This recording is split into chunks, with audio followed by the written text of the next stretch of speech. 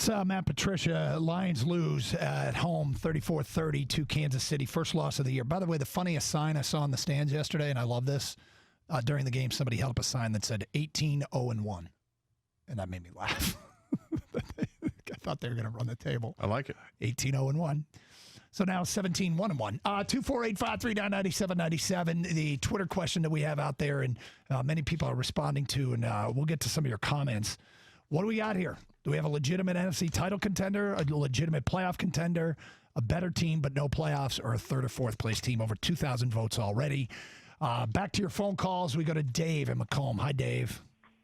Hey, guys. Love the show. Thank you. Just wanted to kind of talk about how you were talking earlier, the atmosphere of the Lions. It feels like there's a huge change in – you watch the game and you watch them – playing a high-powered offense like the Kansas City Chiefs, usually it would seem like they come out with a losing attitude after the Kansas City comes back and puts 13 points on the board. But they didn't. They kept fighting. You could watch the whole entire game and not scream at your TV like, oh, my God, what are you guys doing? You had it.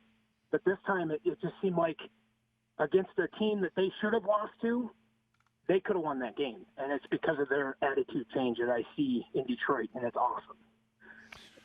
There was more than a few things in that game where I expected them to completely fold. The biggest is the 3 devastating plays that kind of happened in about a 5-minute span, and they bounced back and took the lead twice after that. And sure, there's an element of shooting themselves in their own foot. Stafford and Kerryon Johnson in particular. Kenny Golladay didn't do anything wrong, but when that play got overturned, you know, that's just a bad break in that game that they overcame it. They came back to take the lead, to continue to battle. And I guess we'll find out if that was really indicative of things changing with the Lions, but I can't help but think that it is. Yeah, I'd have to agree. They definitely made me believe more in the fact that they're changing, that this isn't the Lions that we've seen in the past that just take the field and, you know, thinking, okay, now we're losing this game. Well, instead of that, they took it to the field and said, no, we're going to take it back and win this game or try to win. And on top of that, I feel we need to see more. We need to see next game against Green Bay when they have, you know, a full deck of cards with these injuries. Hopefully these guys come back against Green Bay and we see something special. Well, how big is that game now? It's a big game. I mean, honestly, if they go to Green Bay and win, kind of validates that they were toe-to-toe with Kansas City, right? Yep. That's not just Kansas City playing poorly or anything like that. Some sort of fluke or whatever. Yep. Yeah, no, they have to validate it. And coming off a bye, you can't have any excuses with that. Oh, we were slow because we had a bye. No. You're coming off a bye. You're healing up. You're getting healthy, and you've got 2 weeks to prepare for one of your big opponents on the road. It's not easy to win there, but you've done it. You know what it's like. You've done it recently. The last several years, you pulled off a couple wins there. So it's not out of the realm of possibility you win this. And if you want to win the division, you gotta win one of these games. And I think they do want to win the division. I think they do want to win the division. Let's go to Brett in Detroit. What's up, Brett? Hey, how you doing? Hey. The only way they're gonna win the division is they keep Darius Slay out. Whoever took his spot, that's the guy. Defense played much better with him not on the field, because if he was on the field, he would have been holding the guy. You really think that what they have out there is better than Darius Slay? Yes, whoever took his spot did. Yes, because I didn't hear a holding call that one time. Isn't that the guy that punched the ball out? Justin Coleman was. He's there. They play nickel more than anything else, and he's basically a starter. He's already a starter. Yeah. He's their slot corner. Oh, he is? Yeah. Oh. Well, he needs to take Darius Slay's spot. I like him better. Because that was Darius Slay. Why don't you like Darius Slay, Brad? You got something personal against Darius Slay? Yes, because he made the Pro Bowl off of tip balls. He caught the tip balls. He caught like 8 tip balls. Why don't you like him? Like, there's something personal there. It's not just the... that's Come on, Brett. There's something there. He made the Pro Bowl off a tip ball. You're upset that he made the Pro Bowl. Who in the history of Lions fandom is upset that a Lion player made a Pro Bowl? No, I'm not upset that he made it. It's how he made it. off a tip balls. Now I can see if he actually intercepted the ball, but he caught tip balls. No, I like. What about the interception at the end of the Chargers game? His most recent. That was an ill-advised pass. Oh boy, you really don't like. See, I'm Darius telling you, there's Slay. something personal here. I feel like there's got to be more, Brett. There's something there, Brett. What is it? What is it? Go ahead. 2 defenders man. on him. There's no way in the world he should have threw that ball. It's just the three of us here talking, buddy. What happened? There's got to be something more to this. I know. I'm just saying, man.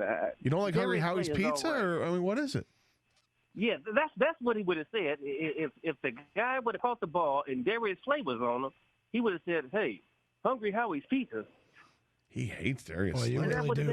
It's Brett, not because he made the pro off of tip passes. Brett, I'm warning you. Buckle up. I think we're going to get some texts about you. Oh my God, man! I mean, I just like I like the other guy. You like Justin Darius Coleman. Slay, whoever took his spot, You know I like him. they can play on the field at the same time.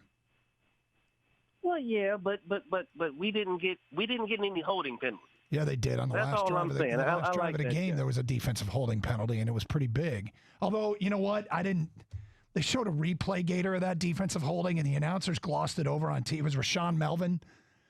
It was on their last drive, and the Lions had, it was an incomplete pass. It would have been 3rd and 8 or something. It was an automatic first down. They showed the replay, and they're like, "Yep, they hold him. If they don't, it's probably a touchdown." I'm like, "Did he hold him at all?" It was right off the line of scrimmage. It was like you can bump him at the line. Right. It looked like all he did. I couldn't believe that it just got glossed over that quickly, but it was a big defensive holding. You buying it? He just doesn't like it because he gets credit for. Well, I'm not so We're not sure gonna there's put the anything. passes down. I'm not sure if there's anything personal there, as you claim, but I do. Gator thinks it's definitely personal. Maybe he just thinks he's overrated. That's what it sounds like to me. It sounds like, I agree with it. It sounds like he thinks he's overrated, but to be up, like he's using his selection to the Pro Bowl as a reason. Like, who in the history of being a Lions fan is upset that one of the Lions was named to the Pro Bowl? Whether it was fair or unfair, I tell you what, I wouldn't be mad at Darius Slay over it. I think that he thinks he's so bad that it pisses him off that other people think he's good. Yeah. You know what I'm saying? No, I hear you. Like, what? He's not even good. Pro Bowl? Tip balls. That's what he kept saying, right? that and he refused to sign an autograph for his kid or something. Yeah, you wonder. I hate flavored crust. Let's go to Melanie in Southfield. You're next. Hi, Melanie. Hey, guys. That dude is silly. I don't know what he's talking about. Yeah. I have a couple things. My champ was Coleman for sure. Mm-hmm. That dude is bad as a you-know-what. Mm-hmm. I have a question. Did you guys notice that they stopped the clock with 30 seconds left and nobody called a timeout when Kansas City made that last touchdown drive? Because KC had 1 timeout and we had 2. I think it's the almost Lions. like they took a commercial. I think the Lions did call timeout. They were trying to preserve. No, because we had 2 timeouts on the board. Yeah, no, and they were still on the board. There was a timeout by Detroit at 30 seconds. Yeah, it was a lie. I'm looking at the play-by-play. It was a lie. Yeah, second and 10. Mahomes passed short to Pringle to Detroit 3 for 13 yards, and Detroit called a timeout after that. Okay. Yep. What is the rule for the guy who returned the fumble for the touchdown? Doesn't he just need to be touched, or does he need to be tackled? Well, he needs to be touched when if he's in the ground. end zone. Yeah, if he's on the ground, he needs to be touched, but he wasn't. Okay. All right. So, last thing, real quick. I have to totally agree with my friend that I watched the game with. If that Galladay touchdown that was called back was thrown by Brady or Rodgers, that would have been a touchdown. I disagree. He didn't catch it. I mean, I'd love to say he did, and at first glance, I'm like, oh, that's a hell of a catch. And then you see it, and you're like, well, he never had full possession of it until he was flat on his back, and it's too late. It was weird because every time I thought that the ball was certainly coming out, I was like, wait, no, his hand's on it. And I mean, I'm not going to argue with you necessarily, but it did feel to me like his hand was on the ball and it started to come off, but then his hand got back. And I'm like, can you catch the ball pinned against your belly? Do I think it would have been different had Brady thrown the pass? Yeah. Oh, boy. Do long. If that play happens in the middle of the field, it's a catch all day long, but it's not. He's out of bounds when he finally settles down on it. It's not like he had the ball with two hands, comes down, there's slight movement, and then they have to think about it. I can't help it. He never bro. had it. I feel until he was flat on his back. I do feel like there's something.